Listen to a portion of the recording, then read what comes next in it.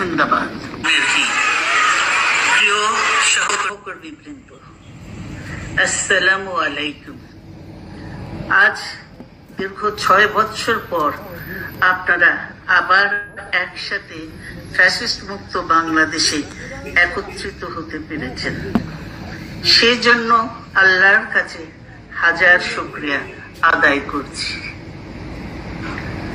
দীর্ঘ ফ্যাসিবাদী বিরোধী সংগ্রামে যারা শহীদ হয়েছেন এবং সম্প্রতি জুলাই আগস্টের ফ্যাসিবাদী শাসকদের নির্মম ভয়াবহ দমন নীতির কারণে গণহত্যায় যারা শহীদ হয়েছেন তাদের প্রতি আমি শ্রদ্ধা জানাচ্ছি।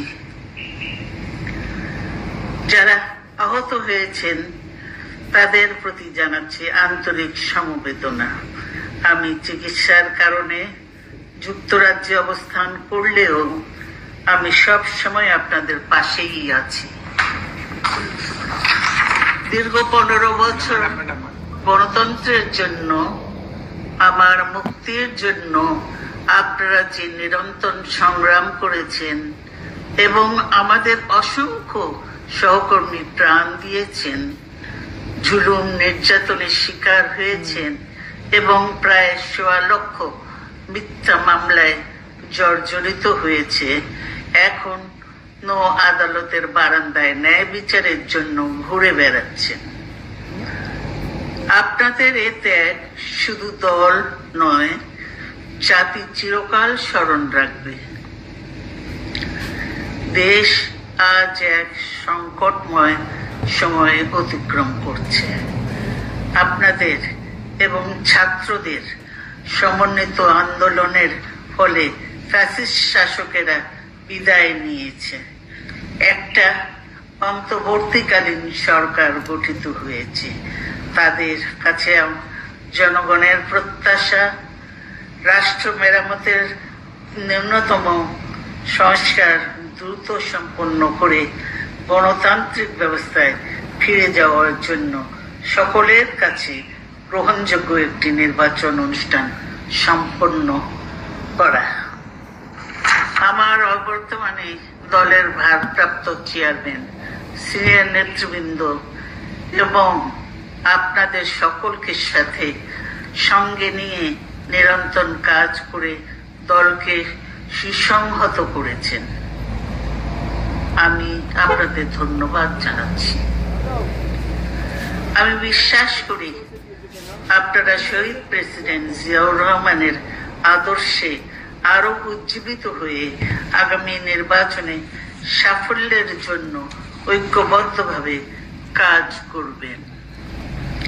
এমন কোনো কাজ করবেন না যাতে আপনাদের এতদিনকার সংগ্রাম, আত্মত্যাগ বিফলে যায়।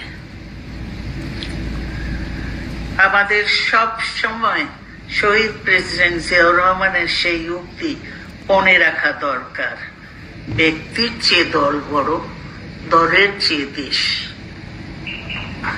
বাংলাদেশের সর্বস্তরের মানুষ, বিশেষ করে তরুণ সমাজ আজ এক ইতিবাচক গণতান্ত্রিক পরিবর্তনের জন্য উন্মুখ হয়ে আছে।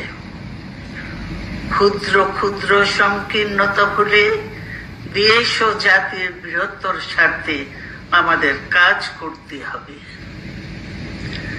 এখনো ফ্যাসিস্টদের দোসররা এবং বাংলাদেশের শত্রুরা গণ অভ্যুত্থানের মাধ্যমে প্রাপ্ত অর্জনকে নস্যাৎ করার জন্য গভীর চক্রান্তে লিপ্ত রয়েছে। ইস্পাত কঠিন ঐক্যের মাধ্যমে জনগণকে সঙ্গে নিয়ে এবং চক্রান্তকে ব্যর্থ করে দিতে হবে।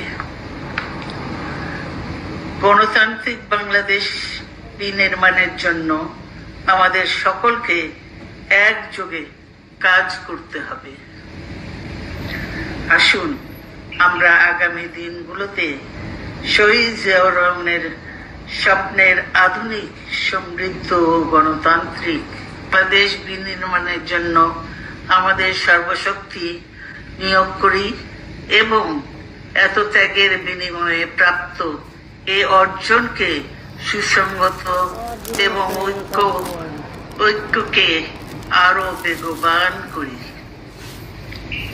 আমি যুক্তরাজ্য থেকে অসুস্থ অবস্থায় আপনাদের আহ্বান জানাতে চাই, আসুন জনগণকে সম্পৃক্ত করে বাংলাদেশ জাতীয়তাবাদী দলকে পূর্বের ন্যায় আন্দোলন, সংগ্রাম ও রাষ্ট্র পরিচালনায় নেতৃত্ব প্রদানে আরো ঐক্যবদ্ধ এবং সুসংগতভাবে গড়ে তুলি।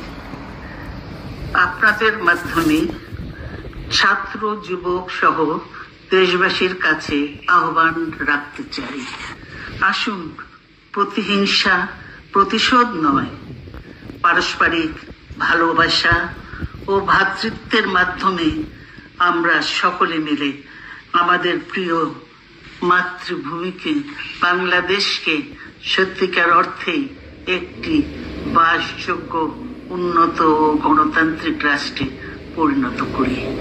আল্লাহ হাফেজ। বাংলাদেশ জিন্দাবাদ।